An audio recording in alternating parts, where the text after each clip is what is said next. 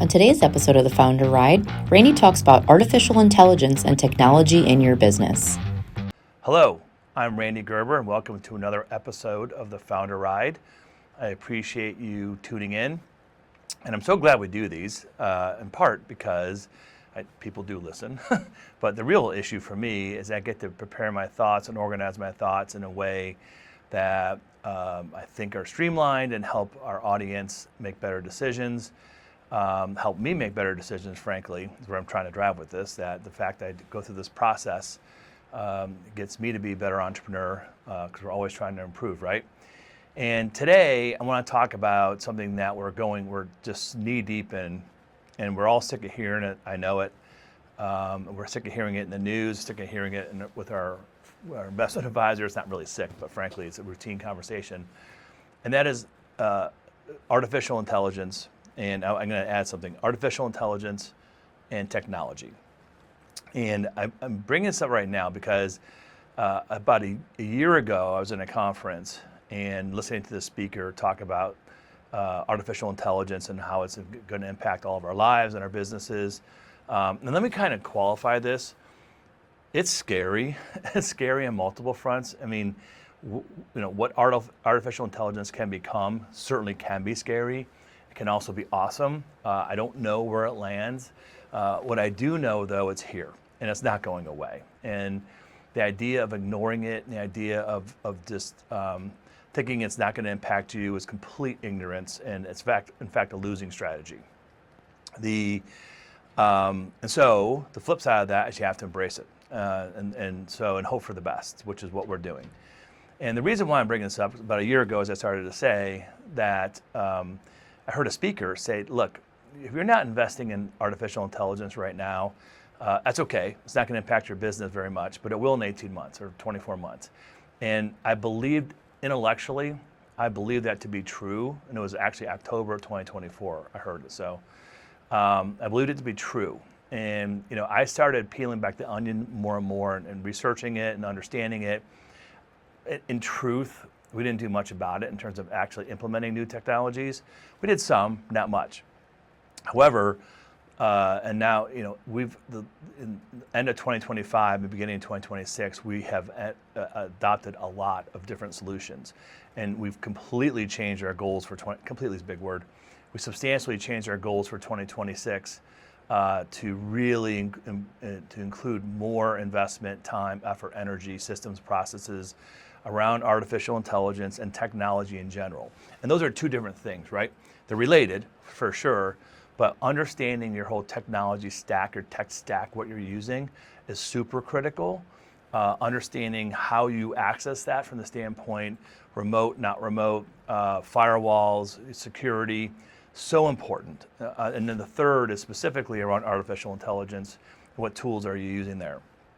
And you can't peel back the onion on one without doing all three. And so we are doing that and have been doing that. And we've been what I would call tech enabled for a long time. I've been pretty committed to that. In 2012, which is now 14 years ago, we really made the decision to be tech enabled and eliminated some enabling tools and processes so that forced us to. We went paperless, fundamentally what happened. And so now I think that we're in a good spot to really dive deep on artificial intelligence. And without doubt, unequivocally, it's changing our business. And for the better, it really is. It is a lot of work. There's a lot of opportunities out there. I think there's opportunities for improvement, opportunities for confusion, opportunities for mistakes, for sure. And so you have to be really careful, like how you go about it. I know we don't want to be first, because first oftentimes means you start turning left and oops, we should have turned right. Oh, we should have turned harder right. Oh, we really should have gone straight. I learned that the hard way years ago, not to be first, but we're early, without doubt. And so it's interesting is that we're really not changing the end product to the client, and that's what's really important right now to understand.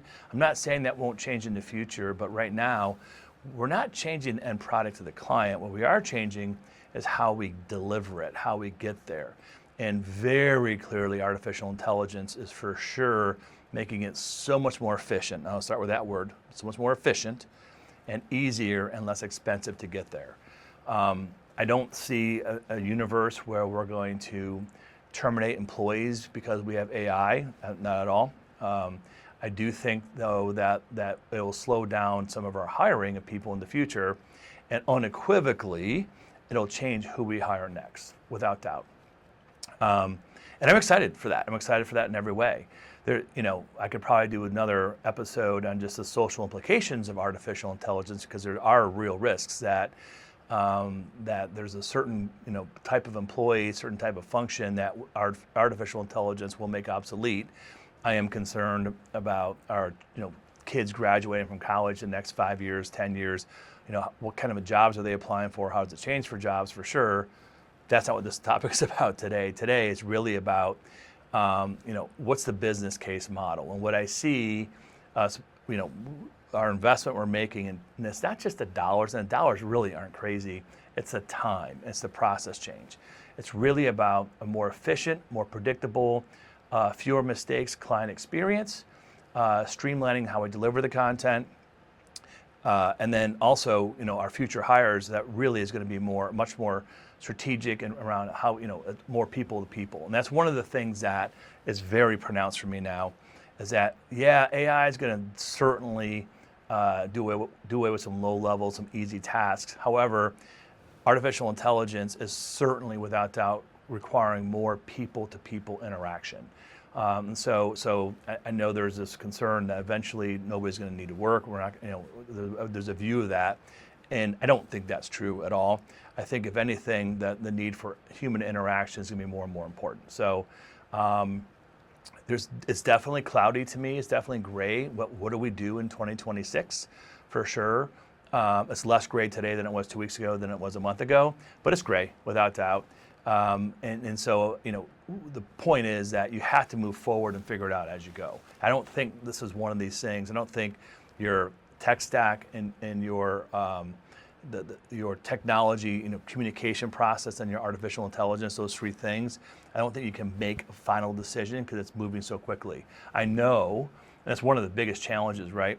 That what partners are we going to engage with, and how will they change in the future?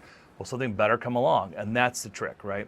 So we're not going to wait and keep waiting for better and better and better. We're going to move forward now, do our best to pick the best partners we can, but also know full well that we might need to change something in a year or two.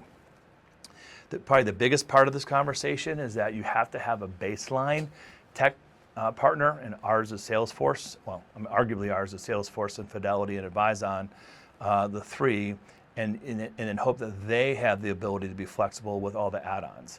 And what we're seeing is, at the moment, not only is artificial intelligence helping with straightforward tasks, but it's the integrations, and the integrations are huge.